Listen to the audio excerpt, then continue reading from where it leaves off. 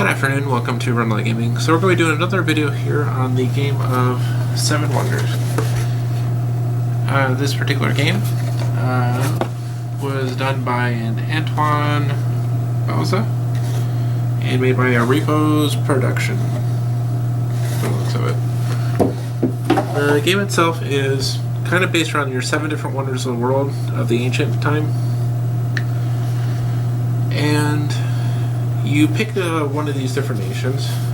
In the case of the ones that we're going to be using for our example here, will be Giza, Rhodos, and Ephos, I guess the name of it. But you also have places like Alexandria, Babylon. This one is Olympia. And I'm not entirely sure how to pronounce this one, but this is Halicarnaso. I don't know. Look at that. I'm sure I butchered it. And what you're doing is you're trying to get the most victory points at the end of the game. It's a very, very simplistic game, very easy to learn. And you're going to do this through 3 different ages. And you get victory points on quite a bit of different ways. And this is kind of more like a card drafting game when you want to break it down as far as some of the mechanics go. If you ever played Magic the Gathering, you might have been in a draft before. And a draft is very much designed so that I pick one of the cards and I pass my hand over to my left or my right depending on which age it is. Because on the first age here, I would be passing it to my left. On the second age, I pass it to my right. The third age, I pass it to my left. Some things you would do during the initial setup is first you're going to look at the bottom of each of these cards here, and it'll say either a 3+, 4+, 5+, 6+, or 7+, depending on the number of players you're playing with. And in this case, these decks here only have the 3+ in it because we only have 3 players currently. But if you played a larger game, you'd include more cards into it. And the same thing with this deck. And the same thing with this deck here. Now, this deck's going to be a little bit smaller, but it's because you're also going to add in what they call guilds. The guilds are extremely powerful abilities, but only a couple of these will be within the deck itself. You're going to have the number of players plus 2. So in this case, we'll have 5 guilds. These will be random. And we're not actually going to know what any of these guilds are until we get to that age and we start playing. This makes it to where these are very powerful for people that use those particular strategies. However, if your particular guild that would benefit you the most is not in this particular game, let's say in this particular example, this one gives victory points if your neighbors have green cards, which I'll explain a little bit more what that is as we play it. But these are going to make a huge difference depending on which ones are actually in the deck. So sometimes that can be very beneficial, but sometimes you may not actually get some of your really powerful ones in here. So we're going to do... Now each player actually starts out with 3 gold first off. So we'll go ahead and set up 3 gold for each player. And you get these little silver coins. They're worth 1 gold piece. It'll have a number 1 on it. And then the bigger pieces here are 3 gold. Makes it a little bit easier for just being able to toss around money a little bit. These here are for only military victories. If you put down a card that gives you victory points, you do not actually get any of these. Those are strictly for military. So if you lose in a battle, you get a -1. And depending on which age you're in, so if you win a battle in age 1, you only get 1 victory point. So there's like a bonus 1 here. If you're in the second age, you'll get +3. The losers will get -1. And then +5, -1. So this is the kind of stuff you'll see over the course of this explanation here. And what we're going to do is start to hand out the different cards. Each player is going to get 7 cards in their hand. 3, 4, 4, 4, 5, 5, 5, 6, 6, 6, 7, 7, 7. And then you'll hand these out to different players. And at this point, we're going to look at what we got here. For explanation purposes, I'm going to go ahead and reveal our hand. And then we're also going to show what some of the other people have as well.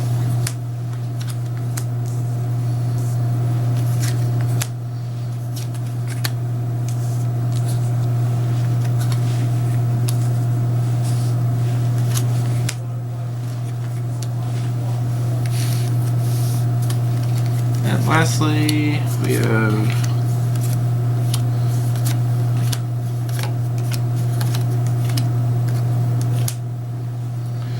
Alright, so these are the 3 different players and the hands that they currently have. And we're going to go over a lot of these different symbols here. First off, you're going to notice that each of these factions have a symbol on the top here. In this particular case, they have the resource that is wood. This means that for every round, so anytime you put down a card, you can use 1 wood. It does not actually use that resource. So you can use it every time you lay down a card. But some of these require resources to build them.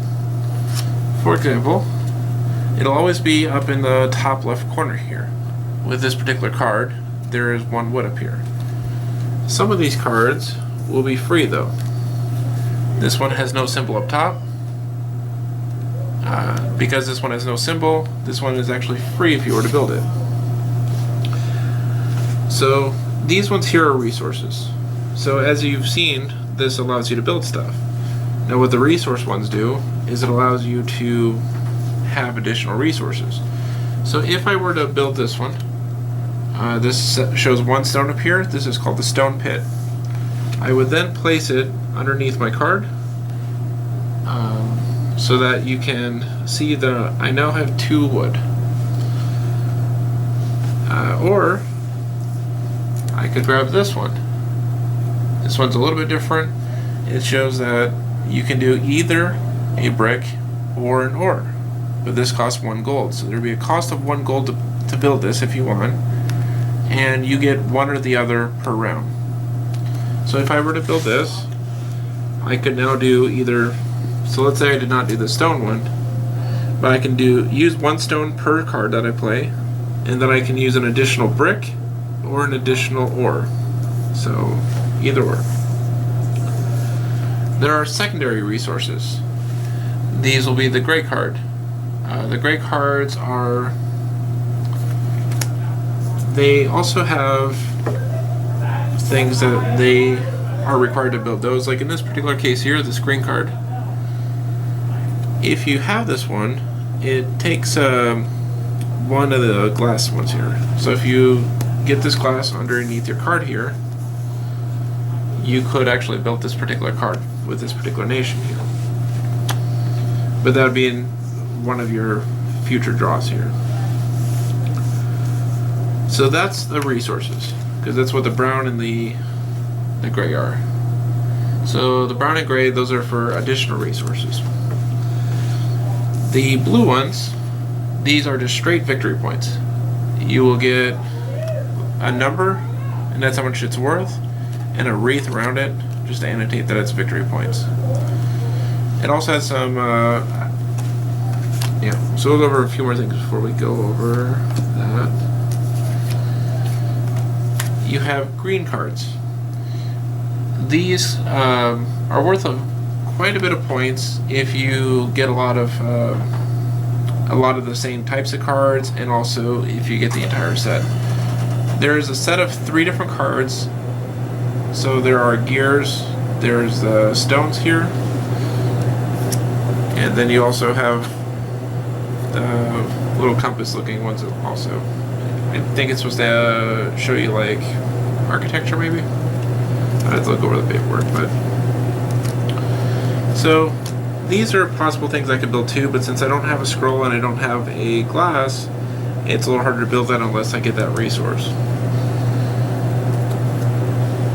The next thing is, so we have another resource here. So we've already explained that. The next one is the marketplace. These yellow ones, The yellow ones they usually kind of work with other people, but they are supposed to be more in the direction of commerce and market. What this one actually shows here is that first there's no cost, because you'll have to kind of watch where the cost shows, because remember the cost is always on the top left. The gold that it shows here in the center is not a cost, but what it actually tells you is that it will cost you 1 gold, and you can use the resource of glass, the scroll, or cloth of the people on your left and your right, and it costs you 1 gold per. Normally speaking, you can actually use your neighbor's resources. However, you do have to pay them 2 gold to do that. Let's say as an example, let's say I wanted to build this card here. It is green, and it requires 1 of the scrolls here.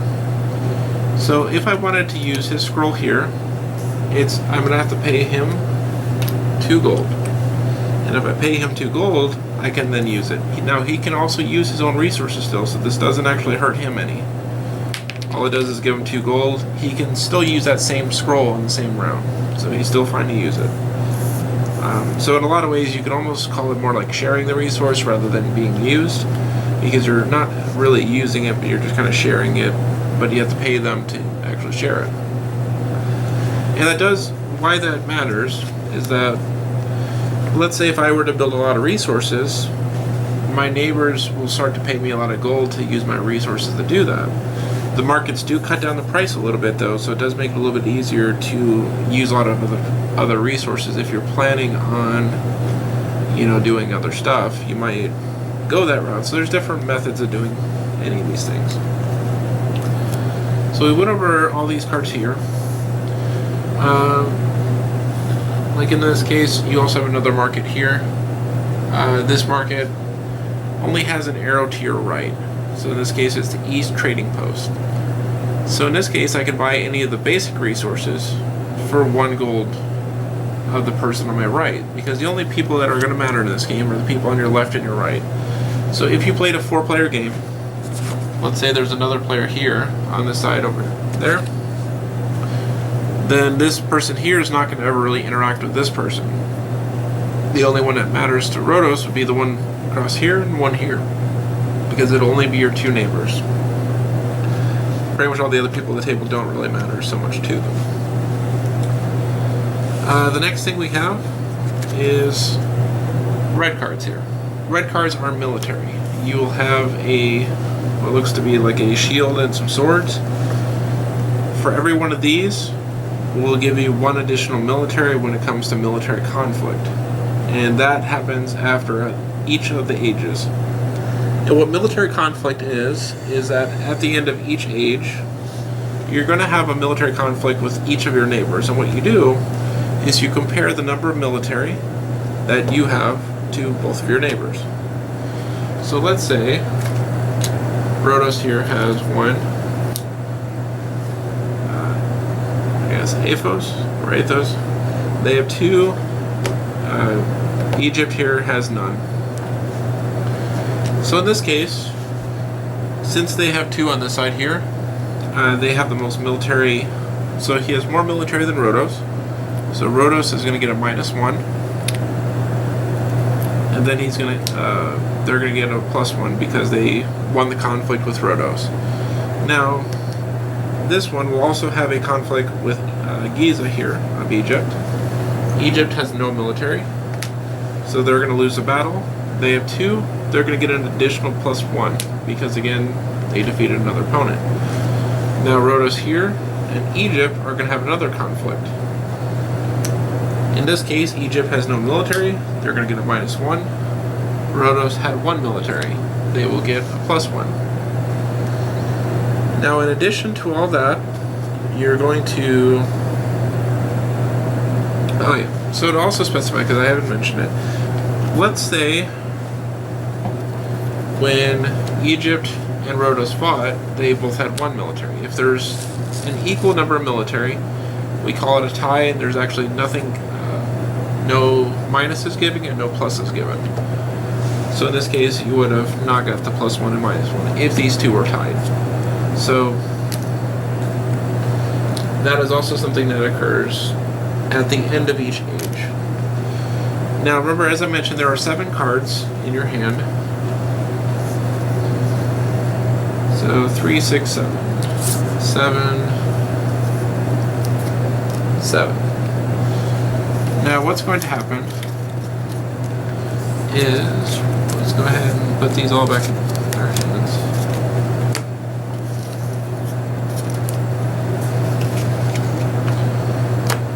You're going to be able to play one of these cards per round, and you can do a couple different things with each of these cards. So the first thing you can actually do is expand your nation. That was to either build, as I mentioned, you can get more victory points, you can get more resources, you can get green, some sort of market, some sort of secondary resource, etc. So let's say in this particular case, I'm going to go ahead and play a card. You would always put it face down first. Once you have it face down, you're going to wait for everybody else to choose. Actually, let's make sure that he puts down something useful.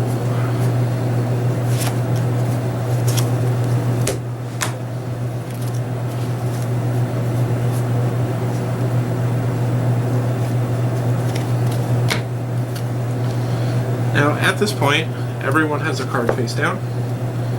They will now pass these cards to the left.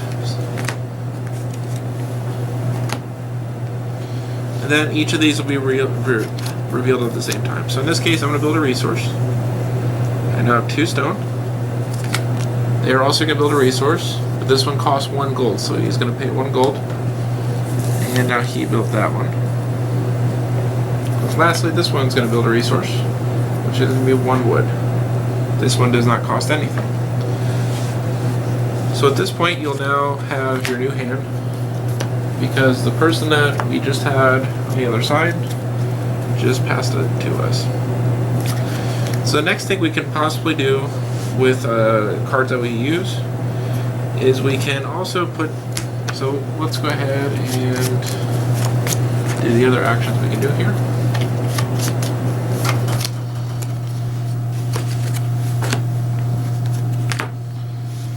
So what we're going to actually do with Egypt this time is we're going to actually try to build our wonder. What you'll see down here is on the bottom, there is, like in this case, just 3 victory points. There will be symbols. The symbols are actually really, though it takes a little time getting used to some of the symbols, there is a very good rule sheet, which actually is very good about explaining what every one of the rules does.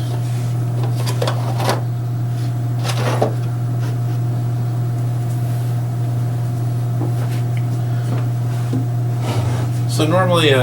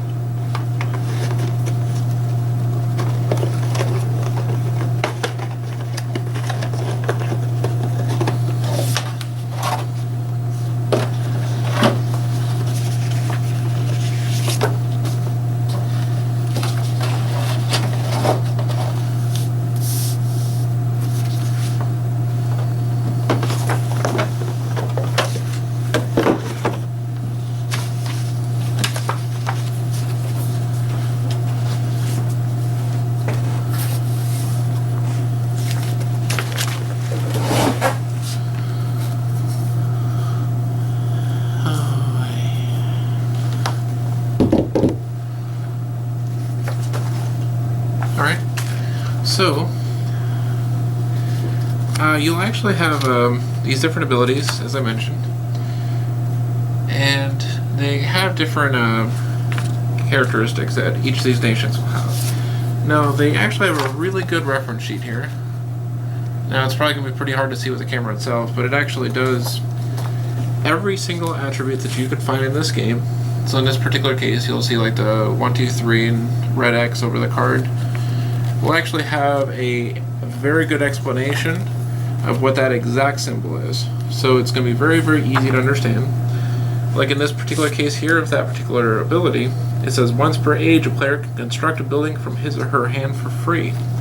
So instead of having to pay for the requirements of the building, during each of the ages, you can do that, one of those for free.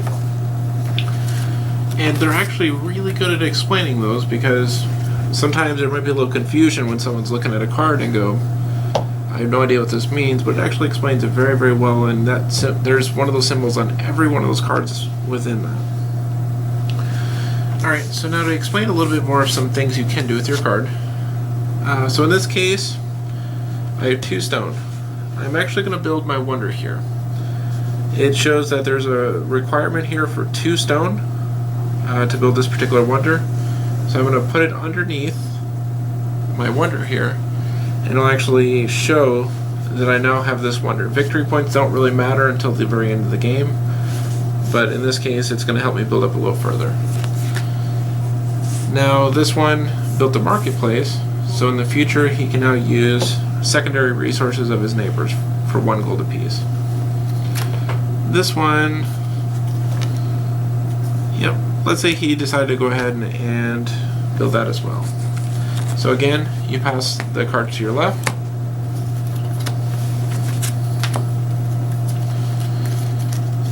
So let's randomly pick one here.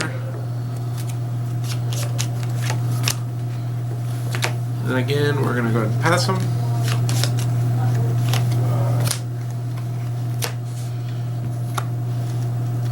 So let's say I wasn't actually planning on building this. It is to get an ore, but I don't really see any ore within my next couple constructions. Maybe I don't really have any interest of getting ore. I can't build my next wonder because my next wonder requires 3 wood.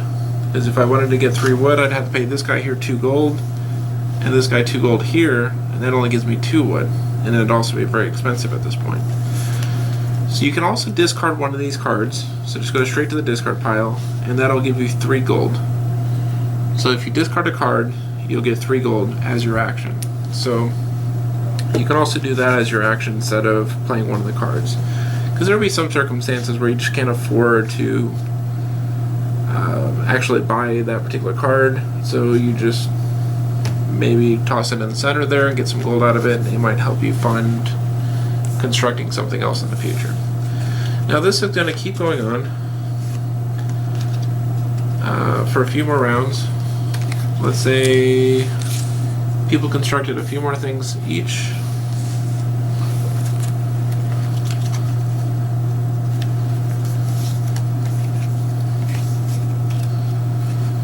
Now at this point, each player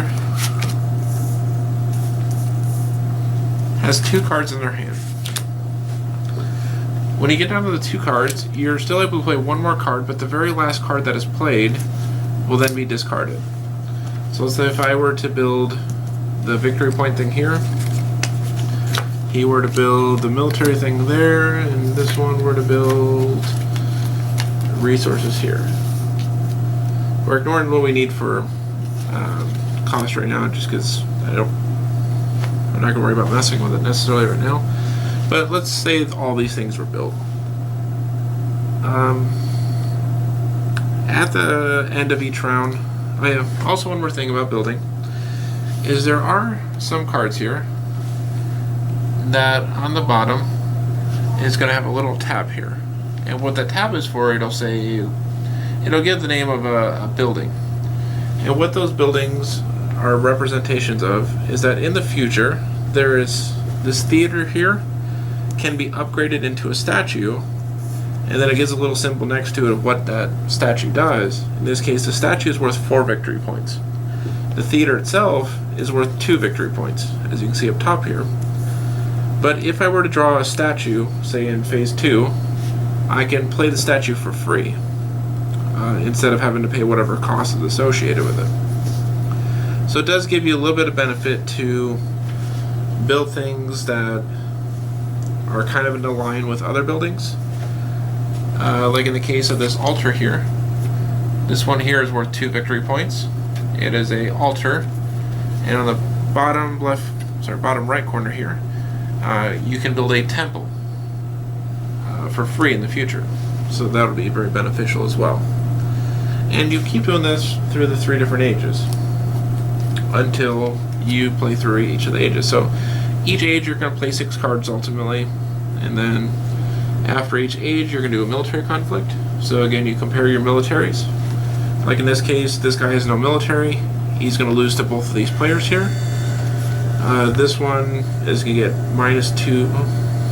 Like in this case, at the end of the first age, he's going to get 2 -1s because he fought each of these 2.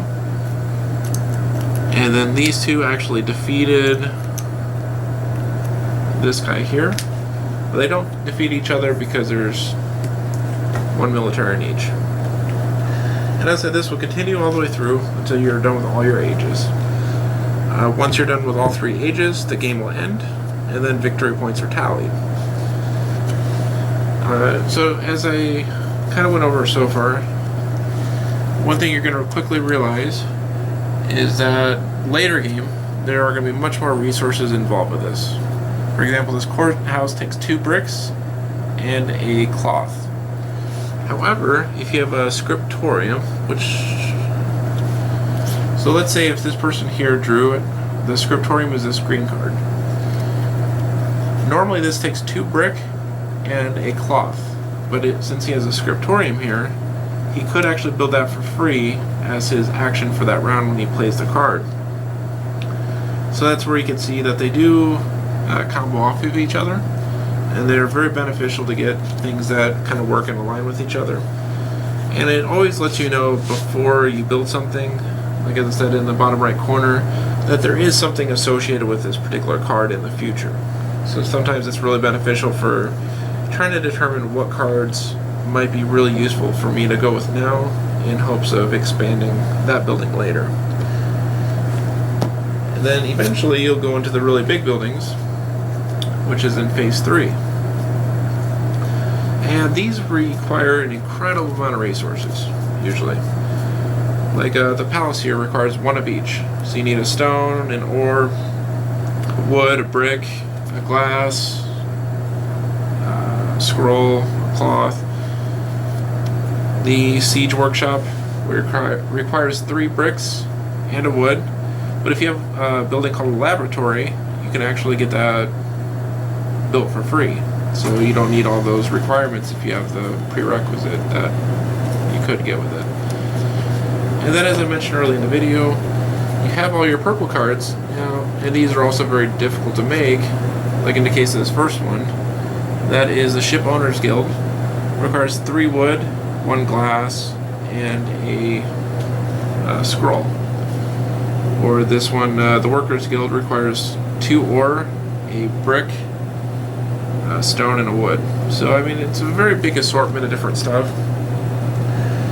And I can't really tell you like the best winning strategy necessarily, but there's a lot of different little strategies, and it's kind of about watching your 2 neighbors, seeing what they're doing, and you kind of want to go with the flow a little bit of what they're going to do, and possibly try to block them sometimes, because if they're building a lot of stuff, you know, that could be really bad in the future for you.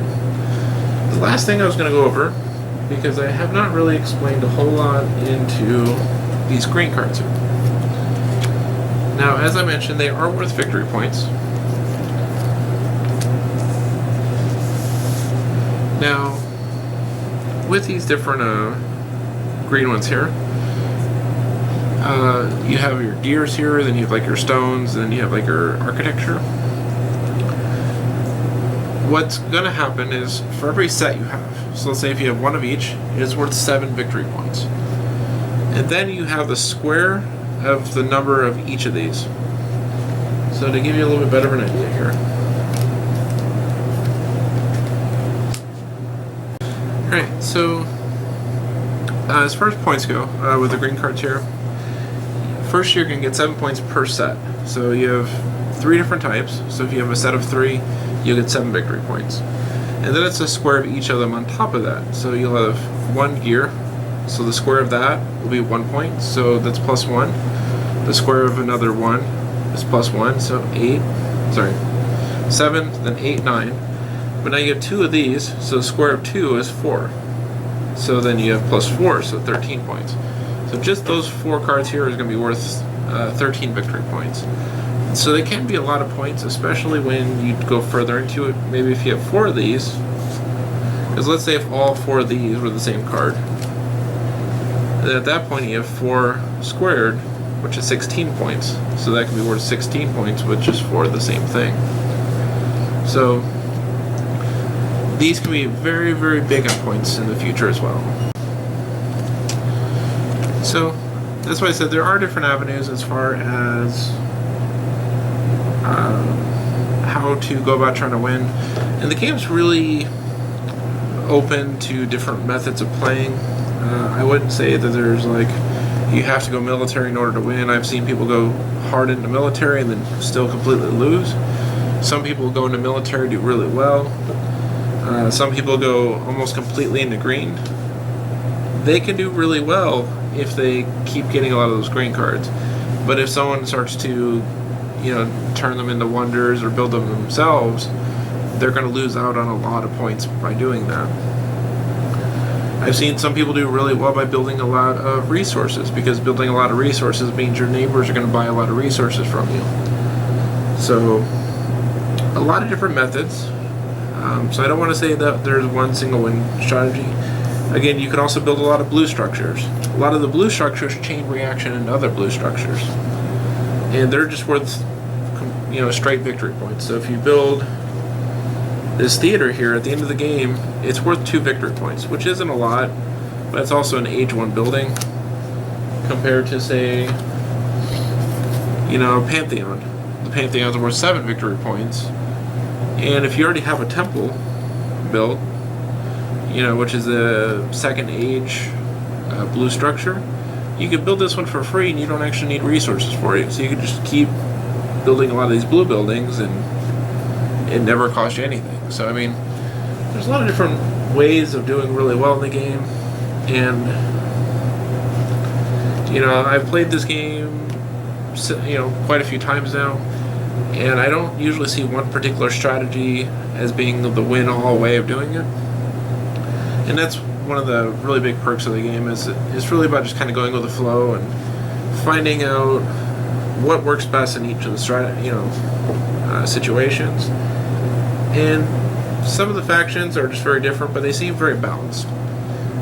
So like this particular faction, if they build the second wonder, because first you always have to build your first one first, but if they build the second one, they get 9 gold. So I mean, that could be a big swing for things. But this guy here gets 2 shields on his second wonder. So yeah, as I said, you'll add up all your victory points at the end of the game. You'll have to look at all your blue cards, add up the green. The green's the only real mathematics that you have to use for it.